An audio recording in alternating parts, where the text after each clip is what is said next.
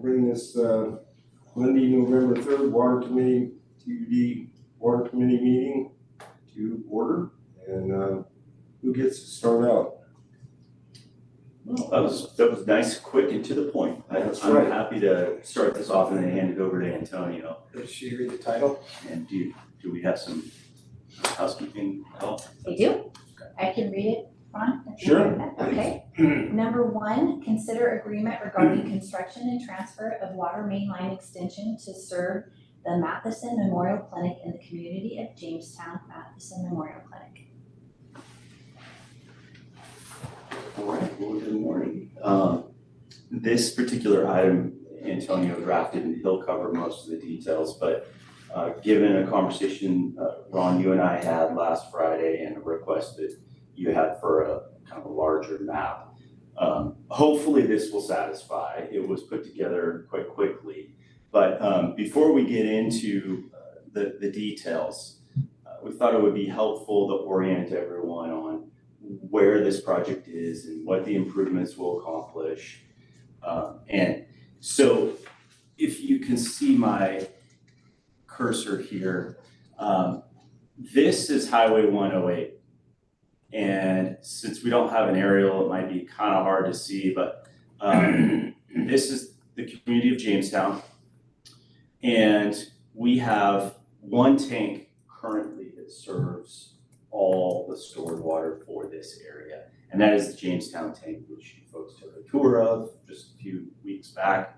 It continues all the way to Chick Ranch. It does. I couldn't fit all that on there. It also continues all the way down to Quartz Stent area. That's all gravity all the way through. This particular project involves construction of a health clinic here at the intersection of 5th Avenue and Highway 108. The question at hand is the improvements that are needed off-site from this health clinic that would allow water to flow from 2 directions. One from the existing tank through a series of quite small pipelines and crossing the railroad tracks and coming all the way up 5th Avenue across the highway to serve. But also water would come from the new Valley Vista tank, which the board authorized execution of an agreement with Superior Tank for that, and it's currently under construction. In addition, there are pipelines as part of the Valley Vista development through here that are in the ground, have been partially inspected, but not yet put into service yet. So really the pipe segment we're talking about is this little segment here, about 1,175 feet, that would intertie this tank into our current distribution system. At the end of all of this, if the board were to move forward, there would be 2 tanks serving Jamestown. This Valley Vista tank and the existing Jamestown tank, both would be at the same elevation. So meaning, the reason that's important is, yeah, we took great care to site this tank in the very upper northeast corner of that site, because if you want the tanks to float and provide the same pressure, they have to be at the same elevation. So that's the value of this tank. It will substitute as an alternative to the Jamestown tank in the event that there is any maintenance that needs to be done on that tank, which there will need to be done, some coatings. Also, if we had an emergency water main break, we would be able to backfeed water from another direction. That's the big picture. I will say, when this is all done, proud to say, this tank, grant funded. This tank, grant funded and developer funded. These pipelines connecting that tank would essentially be all developer funded. So we have built storage capacity for the system without tapping into any of our ratepayers' pocketbooks. So I'm proud to say that. Before I turn it over to Antonio, is there, any questions you guys have about how the system works and where we're at? I don't. I Think you do. explained it well. Go ahead. No, you go I think first. we need the question. Go ahead. How does how will the Valley Vista tank get fed?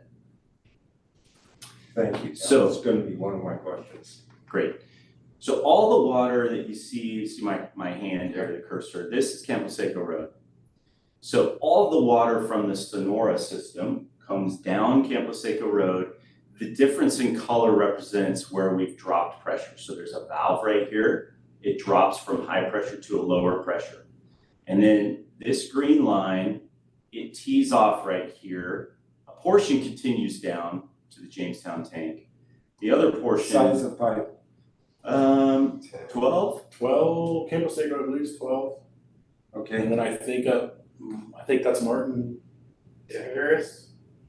Martin Terrace. Martin Lane or Or something. Martin Lane, something like that. I think that's an 8, which one? this one. Oh, really? Yeah. So that would be the one that originally was gonna be feeding the Valley Vista tank, an 8-inch line. I think. So, yes, and the beauty though of what feeds a tank can be a lot less than what comes out of the tank. So the 8-inch is not an issue in terms of keeping the Valley Vista tank full. We'll use tank storage if there's ever a real high demand in the system. And then that feed line will just continue to feed the tank through 24 hours a day. So at night it will recover. During the day, it should cycle down. I understand that, but that line then apparently goes up through residential area, which probably drops it even lower. So, okay, so And I understand how you can feed something for 12, 24 hours and get it back to where it's supposed to go, but suppose you have a big fire in there, now what? there is this portion of the system fed from a tank. The Millville tank. Okay, So it is from this tank right here. The rest of it comes through, and what you don't see is the developer has built a new pipe segment from here now all are the we way in on. Valley Vista right there? That is Valley Vista right here. And you're seeing phase 1 of Valley Vista and the parcels here because the map has already been recorded for that. Yeah, but I'm saying, what I'm concerned about is from the edge of Valley Vista back to Millville. That, what size is that pipe, 4, 6, That's a new 8-inch pipe. 8-inch, okay. So that would be borderline good if we had some sort of big fire that's still able to fill the tank. I mean, we're really at the low end. We're at okay. 8-inch. It's a 500 gallon a minute residential fire flow. We're fine with an 8-inch pipe.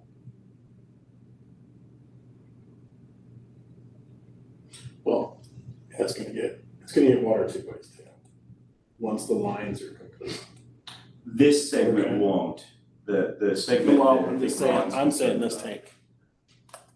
It Or you. won't be fed from Jamestown coming back. Okay. It'll just be fed this way. You could backfeed it, but we're trying to push water out of the tank, so we're. But if you had a fire in Valley Vista and you had an issue with the supply line to the Valley Vista tank, you would have the Jamestown tank feeding. You bet, yeah. And so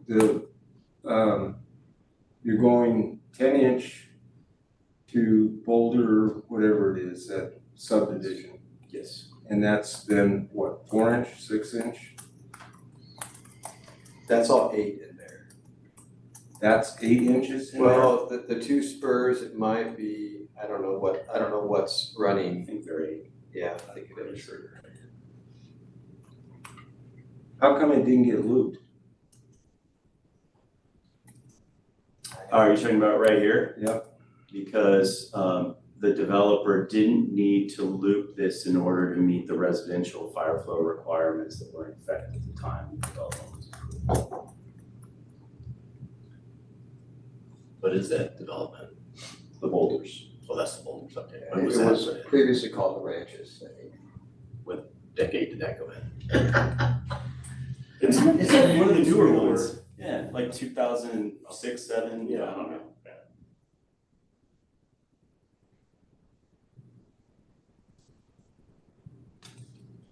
All right. Okay, Alright, so you wanna go ahead and read this? go for it. And I will share the exhibits that you made with,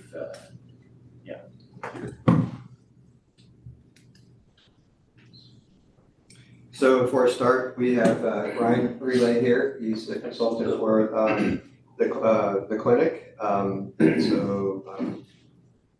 sure he's available if you guys have any questions. All right, so go ahead and read through this. The Matheson Memorial Clinic owns a parcel of land at the intersection of Fifth Avenue and Highway 108 in Jamestown, where they're currently working on a project to construct a medical clinic. It's about 19,000 square feet. Yeah. When they first came to me, you'll see there on the map that there is a existing water main there. So the domestic and irrigation water demands for the clinic will be provided from that existing water main in Fifth Avenue. However, whenever you do a commercial project, you have to get a flow test, or there has to be some sort of flow test data to show that you have adequate fire flow to meet what the fire department is conditioning for your project. So after they conducted the flow test, it turned out they didn't quite have enough, so they had to explore some options. At the request of the developer of the clinic, the engineering department analyzed the Jamestown distribution system to identify any improvements that could be made to the system to meet the fire flow requirements of the clinic. The department determined looping an existing water main from the Boulder subdivision to the Valley Vista, the existing Boulder subdivision to the Valley Vista subdivision is under construction. A loop of about 1,145 feet in the Golf Links right-of-way would meet the clinic's fire flow requirements. This option is dependent upon the completion and acceptance of the Valley Vista tank and the Valley Vista water distribution system that's currently under construction. The district awarded the contract for the Valley Vista tank in August 2025 and anticipates the water tank will be completed by the fall of 2026. The Valley Vista developer also anticipates completion of their distribution system about a similar timeframe. If completed, the district distribution system, the district could then accept the distribution system for ownership and operation. The developer, the clinic, anticipates completion and occupancy of the clinic for December 2027. So it seems like we could make that timeline. To meet the fire flow demands of the clinic, the developer is now requesting to extend a public water main 1,145 feet in the Golf Links right-of-way, and a developer agreement has been prepared and included in the staff report. My project requires extension of water infrastructure. In order to serve the project, the district requires an agreement between the district and the developer. Agreements are designed to protect the district and to make clear the conditions under which the district will provide service. Standard provisions of the agreement stipulate that any facilities to be transferred to the district will be constructed to district standards by a properly licensed and insured contractor and under district inspection. Based on information provided by the developer, the district determined an 8-inch water main would meet the fire flow demands of the clinic. However, because of future operational needs, the district desires a 10-inch water main. A 10-inch water main would improve available fire flow to the Jamestown system when the Jamestown tank is taken offline for servicing or during water main breaks. For this reason, a special provision for cost sharing of the water main is currently being discussed with the developer and will be included in the developer agreement that is presented to the board. Derek made this point. It's important to note that the proposed improvements will be primarily funded by the developer and will allow the district customers in the Jamestown area to fully utilize water stored in the future Valley Vista tank.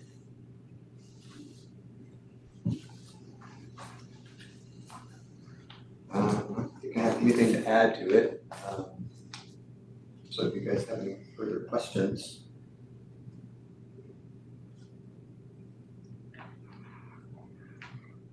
Do you have any? Nothing. towards Jamestown to the project. You say, but I don't think I feel like you're real comfortable in it, that's 8 inches in boulders. Pull the book out. I'm 99.9% confident that it's 8 inch all the way to the end. Okay, what then is there on, so going through boulders is all 8, even that loop to loop down there, right? The circle part of it, Yeah. that part I don't know. There's two things that we're concerned about when we talk about pipeline size and fire flow in particular. Is one, that we're able to maintain at least 20 PSI pressure in the system. Two, Wait a minute, is 20 PSI enough to fight a fire at a hydrant? 20 PSI keeps our system in pressure so that people can still have basic use of water, and it eliminates depressurizing the system and having potential contaminants flow. Yeah. So 20 PSI we need to maintain, and 8. Yeah. And then number 2, we want to keep the pipeline velocity below 10 feet per second. That's just a good standard practice, because when you start exceeding 10 feet per second in a pipeline, you get a lot of scour. It's hard on, the fittings, the valves, and then if the fire department were to close a valve quickly, you're gonna get water hammer and start blowing things up. So 8 inches is fine. It's right at 10 feet per second on a 1,500 gallon a minute fire flow. So if their fire flow was more than 1,500 gallons per minute, we would be asking for a 10 inch or even larger. But that's an 8 inch through the boulders, Eric has confirmed. So our pipeline sizing is fine. The hydraulic model that we operate found that, I think it was right in, sorry, this is kind of slow. It's at the bottom of the loop. Yeah, it's at the bottom of the loop. Right here, there's a fire hydrant that's the high point. That represents the limiting factor in the system for being able to provide 1,500 gallons a minute to the project site. Okay, so then moving on down, what's pipe size on that road? I don't know whether it's a highway or what the heck that is. We put it No, it's not. right here. Highway. No, I think he wants to move up closer Fifth to the Avenue. loop. Yeah, that right in there. What's That's pipe- all 8. It is for sure. Yep. 8. Yep, it was all done 8 to get to the branches as one project. Oh, okay. This is 12. That's 12 on Fifth? When we bore and jacked under the highway, we decided, what we never want to do. Yeah, no kidding. 2015 we did that. So how far does that go then? Up to the tank? The 12 inch just gets us across the highway and then it goes back. Okay. But what's on the other side of the highway then? A series of 6 inch, which you can't see here, but there's 6 inch pipe and other sizes. But then if you keep going down, it starts to loop. So a 6 inch, it is not ideal, but when it's looped, the velocities are much lower because it's coming from multiple directions. But that's where the water's coming from the Jamestown tank. Yes. Yeah, that's what I was afraid of. Well, and I'll say, Ron, to Ryan, I was gonna say Matt, I'm sorry. No problem. To Ryan's credit, he asked that question and he said, well, can we do some upgrades on this side of the highway, on the south side, and avoid this other pipeline altogether?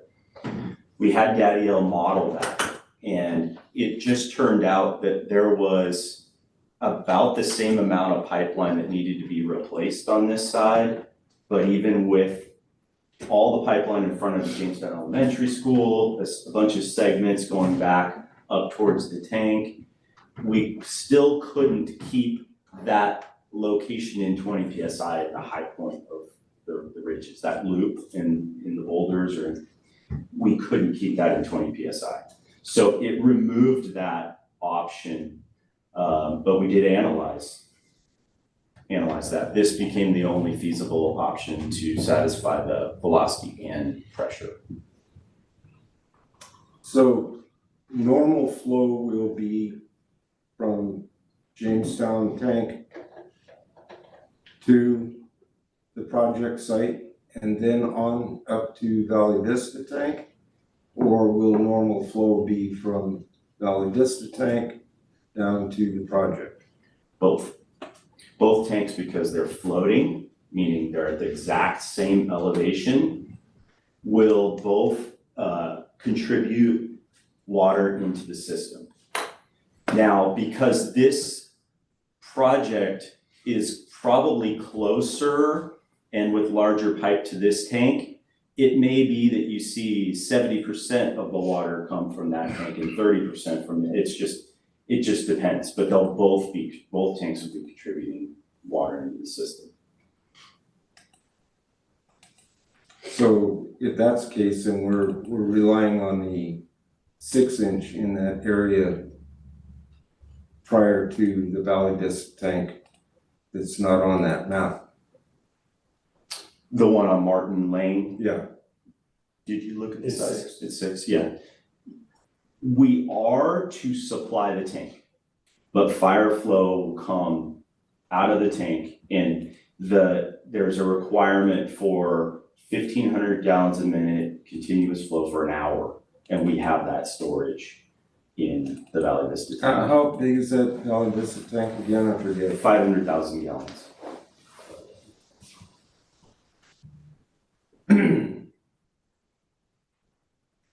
Do you have any comments or anything? No, nothing. Well, first of all, I am a full supporter of the project. I think it's and I'm talking about the Matheson clinic. I'd like at some point in time that TUD finally gets past this patchwork Band-Aid type of doing business and I realize it all comes down to money, but damn, it was a great idea to put that tank up there, but you got no way to supply it. It's reasonable. Should have a 10-inch line running to it from, direct line from up the hill or something. Something like what the Jamestown tank has.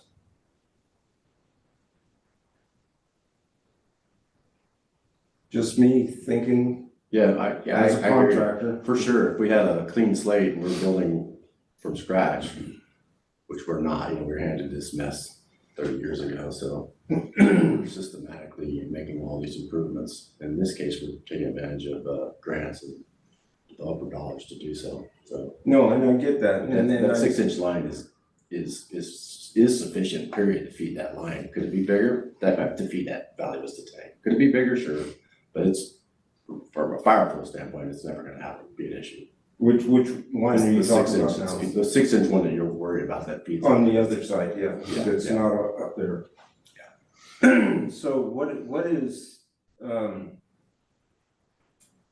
I thought I saw in here as I read this, but maybe I tried to read it again a couple times, but I was more concerned about pipe sizes, but what's the cost to do that extension, number one? The 1145? Yeah, the red line, the red dot on the. We don't know Yeah, yet. let's speak to that. We're estimating as high as 400,000. Okay, and what is TUD's investment in that? The Do you wanna go or go? It's to be determined. It's gonna be the delta between an 8-inch and a 10-inch line.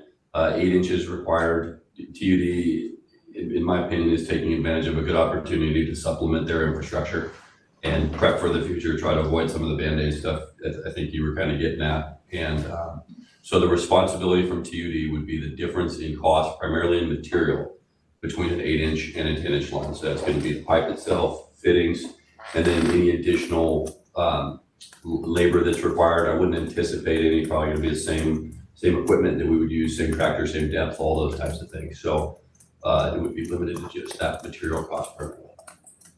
And I do have some numbers for you. I anticipated you'd ask that question. So an 8-inch pipe, our warehouse bids, we pay $21.88 a foot for 8-inch and $32.82 a foot for 10-inch. So the delta is on just the pipe is about $11 a foot. So $11 a foot times, 1,145 feet, just say 12 grand or 13 grand right there, plus some other, like the additional cost for fittings and valves and those kinds of things. Labor is, like he said, essentially the same.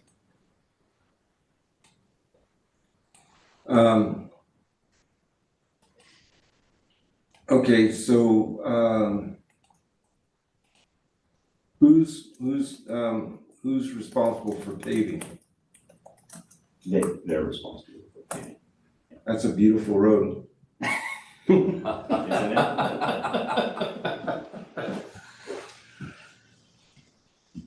What is the cost to TUD to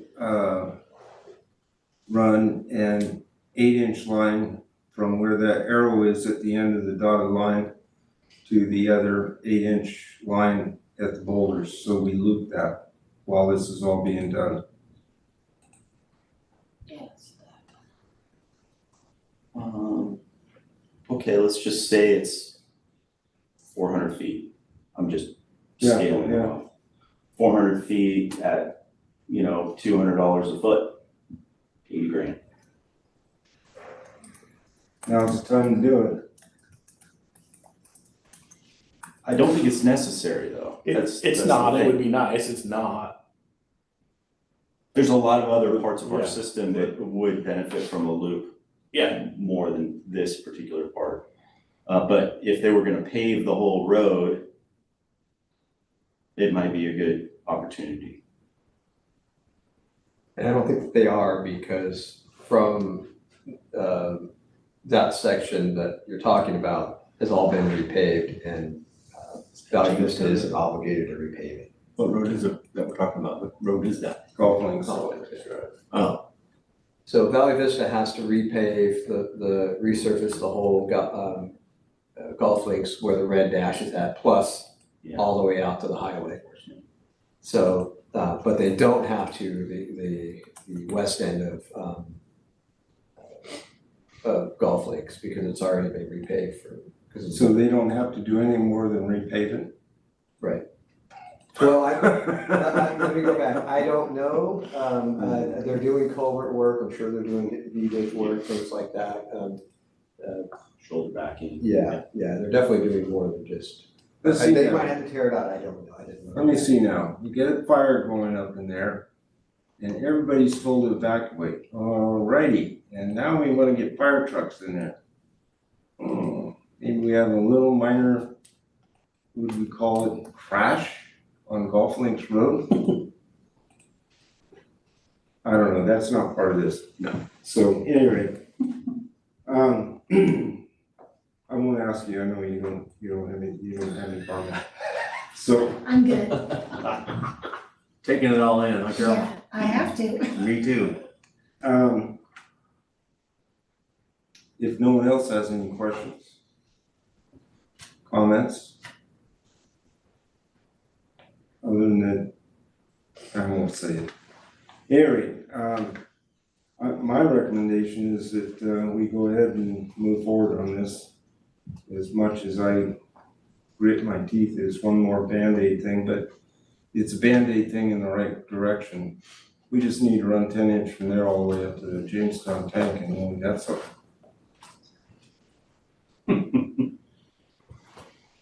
So, you in agreement? Total agreement. Thank you. I was really worried about that. Do you have what you need, Melissa? I do, thank you. All right. All right, thank you very much. Thank you. Solid work. Thanks, everyone. Thank you. Appreciate it. Have a good day. You too. thanks guys for, bringing in the information that we need in order to make a decision. There's nothing worse than getting to a, meeting and then asking questions and it's like, oh damn, don't know, didn't put that together. All right, Melissa? Okay, item number 2, consider consolidation of Motherlode Mobile Estates water system with the Tuolumne Utilities District with potential funding provided through the State Water Board's Urgent Drinking Water Needs Program. All right, so Menlo Mobile Estates is located on Tuolumne Road in Sonora, just down the street from TUD. The park contains approximately 74 spaces, and the water demands are satisfied by one on-site groundwater well, which has been found to exceed the secondary maximum contaminant levels for iron and manganese. One or more non-operational wells are present on the property, but are not viable due to contamination or lack of water supply.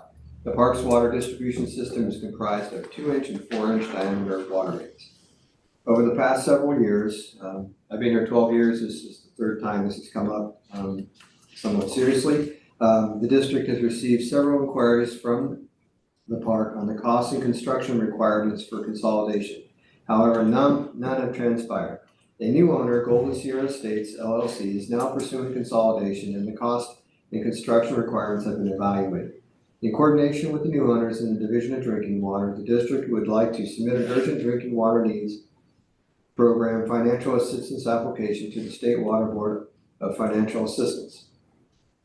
If funding is approved, the district would facilitate an open bid process for construction of a new 6-inch water service lateral from the district's existing 8-inch main, a 4-inch meter, 4-inch backflow assembly, and approximately 80 feet of private 4-inch water line in connection to the park's existing private distribution system. All facilities would be inspected by the district, then the district would assist with flushing the private distribution system of the park and verify elimination of all cross connections. The grant would pay for all aspects of the project, including the public and private side, and the owner of the park has already provided a deposit to cover the district staff time to produce this committee report. Upon completion of the project, the district will be responsible for the operation and maintenance from the district's 8-inch main through the 4-inch meter. The property owner would be responsible for the facilities downstream of the 4-inch meter, including the backflow assembly, 80 feet of private water line to the point of connection to the distribution system. The park will continue operation and maintenance of their private distribution system going forward. The district will not be responsible to own, operate, or maintain any portion of the park's private distribution system downstream of the 4-inch meter. In order to submit the funding application, the board needs to adopt a resolution. Staff are requesting that this item be placed on the agenda for a regularly scheduled board meeting. On the second page of the staff report, included in the grant would be a pretty significant water capacity charge. At this point, I think I calculated about $168,000 is the capacity charge that we would be getting. And I provided the park sort of an estimated monthly base charge. After I shared the staff report with the owner, he asked whether he should attend. I told him since we're also having a meeting that it's up to him if he wants to attend both or send a letter. So he chose to send a letter, which I sent to Melissa this morning. He says some nice things about Eric and I, so that was nice. But then he goes on to say, as you may know, this is a disadvantaged senior community. Because of you and the state's cooperation and our willingness as new owners to acquire the park and perform this project, along with you and the water board, we can all benefit by serving this community with a substantial and healthy water source. Thank you. Because of the assistance from Antonio and Eric, I'm very clear and confident that we are on the right track for wins across the board for all parties. I look forward to moving this forward and completing the water consolidation for the community as planned. Sincerely, Sean O'Brien. I think that's it. Questions? Oh, yes. I'm good. So, well, no, I do have a question. So that means that we're only taking the pipe to the park and they're gonna maintain everything inside the park. Absolutely. Okay. Yeah, and it's probably gonna be, the water main is actually in this mat located and it's like a foot outside the pavement, so it's like 10 feet of pipe, 20 feet at most, so. And there'll be a bypass that Matt's designed into what's been cost estimated, so that if we have to pull the meter, we can still keep them in water, which is what you try to do for sites like this. What do you mean by that? If you were to, like, say at my home, if my meter got replaced, I don't have water until the meter goes back Right, in. right. So if there's a significant issue with the meter and it needs to be pulled, then that means that Oh, I everyone in get the you. park's out, so there's a bypass that's been I configured. get you. Okay. And we have control of that, of course. Yes, yeah. It's got like a lockout or Yeah. something in it. Yeah. Okay, that's it for you? Yes. So what is the meter size again? We're going with the 4-inch at this point. I decided to go with the 6-inch just in case something happens and they decide they wanna have private hydrants or something. It's already been done. But everything inside is 3 or 4-inch, so it wasn't really, and we gave them a choice too as far as meter size. And we still can, in fact, if they wanna change it up, but at this point, we're going with the premise that it's gonna be a 4-inch meter, because that will more than meet their domestic demands and the little hydrants that they have inside. You know, Antonio, you were 100% correct in suggesting that 6-inch. I think they'd be stupid if they don't go 6-inch, but. Yep, we try not to be stupid. We try to think ahead, so, yeah. Well, I know that property, and if, I don't know it that well, but I know it well enough that I think that there's an undeveloped portion of it. And things that can be developed don't remain that way very long normally today. What was the criteria used to arrive at the capacity charge? So, I can't remember exactly how I did it, but we did an on-site survey, and you always ask you always start with asking the property owner, how many units do you have, what type of units? And, so we got a count from them, we verified out in the field, and then basically. How did you verify it? Basically just went out there, and, mainly what I was looking at when we went out there was there's some businesses, like, they have an office, community center, so I wanted to see what all those were. Right. Otherwise, I just pretty much took a count from Google Earth. So you can see all the homes. And then We'll come from back to there, that, that's why I asked that question, we'll come back to that, but I'm interested to hear how you came to that and the consumption charge. Sure. So, You also looked at what they reported to the state for their Sure, use. yes. So we did multiple looks, we looked at actual data that they submitted to the state Yeah. for their reporting requirement on domestic demands. Then we did lot counts or unit counts, and we have a standard factor that we apply for what we think a mobile home park will use. And Antonio does a really good job comparing both of them. okay, Yeah, as they're currently a water system, and so when you go to the details for the water system online, you can see the number of units that they say they're serving. So I was. they have to actually do that, even though they're on a well? I'll be darned. Don't they have spaces for people to pull in for overnight camping? Those are on a different meter, so we can jump Yeah, over. maybe go up. Is it? Yeah, there it is. Yeah, there you go. So, in the top left, where it says APN 97, go to the top center, Eric. The top center of this one? Nope, next, further up. That little, all those little slips there. Oh, I see. Oh, these. No. Straight above the word. Oh, here, these ones right here. Yeah, Oh, thank you. That's not the best. It's a little jumpy. Not easy. Those. So right there, those are RV slips. And with a very very carefully show you. That's the meter for them. So all of them, they pay capacity charges specifically for those before my time. But all those are served by a meter, and then That's this, already TUD water. yep, they're already served, yeah. And then this meter is serving, I think it's all of these across here, these were added. And so that it's on its own meter. Now, Sean and I haven't talked about it, but he may in some point want to, because it's difficult to tell, but this is actually all one parcel.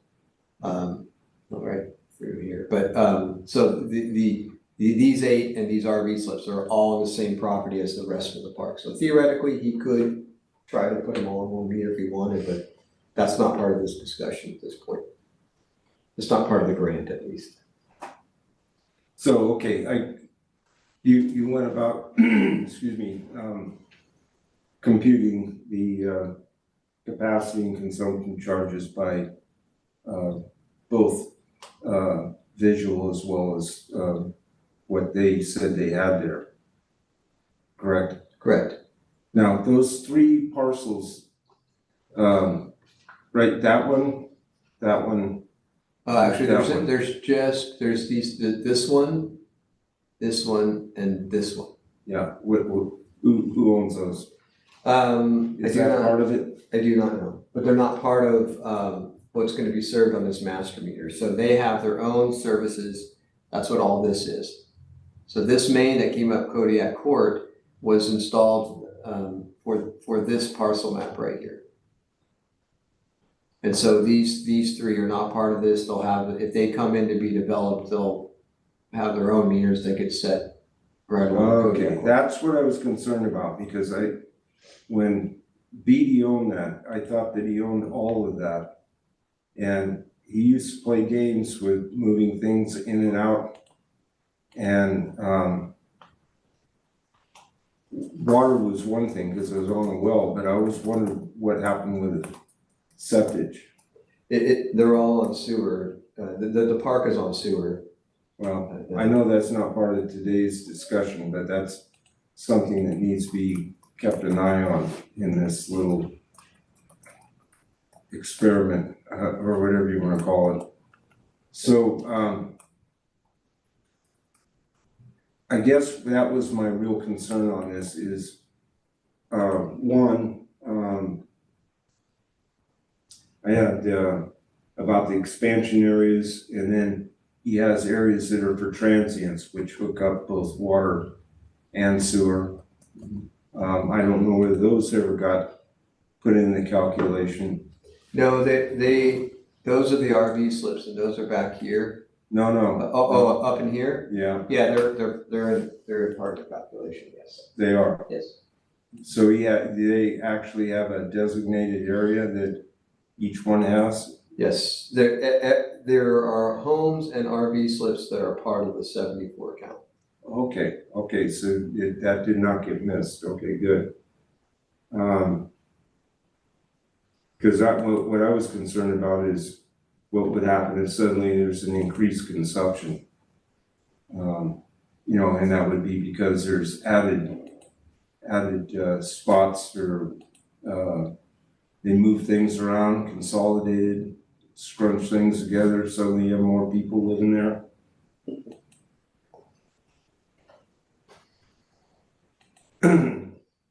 So if let's say, I doubt if this would ever happen, but if the water bill was to go into default, how does TUD collect? Well, a great Carolyn question, off the top of my head. You're gonna be very careful when shutting off the mobile home park. You couldn't, I I don't think think. leaning would be one of the first things you probably need to do. Well, it's something to think about. I mean,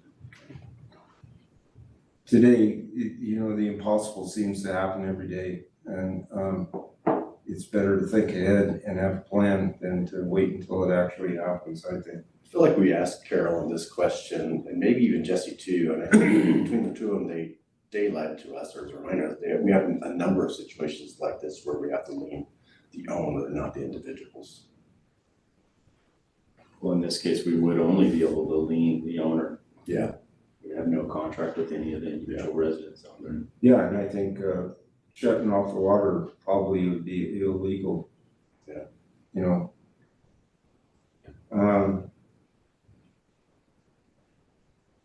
My other question along with that, if bank owner went bankrupt, you know, what does TUD have to do in that circumstance?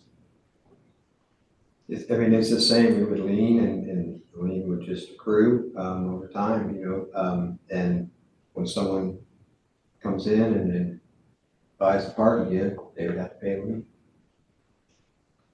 And if there is a change in the park ownership, how will TUD be notified? Just in the same that we do with any other owner, we usually will get the deed sent to us, I think, or we get notified, I don't know the exact process, but. Through the title Yeah. process, you know, they confirm utility service, and that would be probably the first time you'd hear about it. Yeah. Would TUD be able to reevaluate and negotiate a new agreement if necessary at that point in time? I think we would be looking at is more similar to just like a residential one where the new owner just assumes the account. The only problem with that would be, what position will TUD be in if the park is cleared out and converted to multi-unit living structures? Well, our water rules and regs address that, so that's a change of use from what is currently out there, and it entitles Antonio to request additional capacity charges. And we would be Additional use. we would be notified for sure ahead of time on something like that. That would be one of those where we would provide what's called a service availability letter. So a project like that's definitely going to come up and be circulated to all the different local agencies for response. Even with the current Tuolumne County situation? Well, if history is, I'll just go off what's historically has happened, yes. One would hope.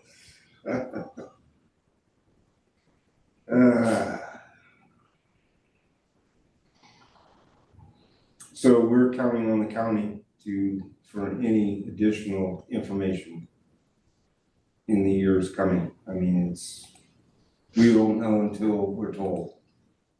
That's always been the case, Ron, with development, and people trying to do things, outside the normal process. You know, it's possible we can make clear to the owner that, you know, any new development should, that they need to come to us.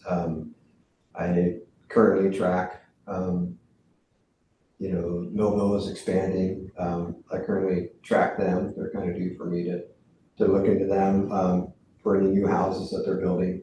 So it's a common process that we just have to stay diligent and pay attention to these. So if we see a lot of activity, like they're starting to squeeze all these things together, then we may need to reach out to them or explore it a little further. I'm glad I don't have your job. So it's gonna have a backflow device I saw in the packet. And of course, that's yearly inspection testing, and it will be mandatory. Now, fire hydrants in the park. Will there be any? I was told, I didn't personally see any, but I was told that there's something like a fire hydrants there. They're probably more like flushing devices, but there is something like that in there. But they're private, so Going through the meter. they're gonna go through the meter. They're not anything that we concerned ourselves with. We did ask the question, we got a lot of the original plans that they had. That's how we determined that, at least we believe it's 3 and 4 inch. Because we were concerned that we didn't want to give a 4 inch meter, say for example, if they had 10 hydrants in there. Yeah, right. We didn't want to minimize their available fire flow. So, but we're matching existing pressure almost perfectly from what they've been operating at, and we're gonna give them quite a bit more available water if they need it. So it's definitely improvement for them as far as if they are using these hydrants they're using these hydrants for fire protection. It definitely is going to improve that. So they're gonna be charged bi-monthly for consumption. So if they say open those flushing valves for whatever reasons, that's on their pocketbook. Correct. Okay. All right, well, thank you for doing your homework again on this. Do you have anything further you want to ask or know anything about? Well, I think it's a good project. I think it's something that we should move forward on. Thank you for doing your homework on it and giving us the information we need to make the right decision. I think there's probably a couple things that not only on this project, but on other mobile home type things that we need to really keep our eyes on, because there's a lot of things changing as far as where it goes, as far as housing goes. Everybody's looking for a better way, or more homes, let's just put it that way. I don't know about a better way, but more homes, so.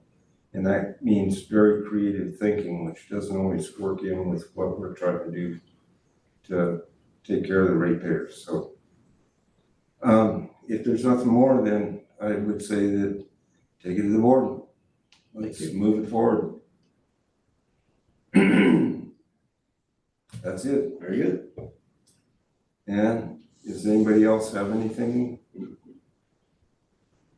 I'll get you out of here right on time. You did. I told Melissa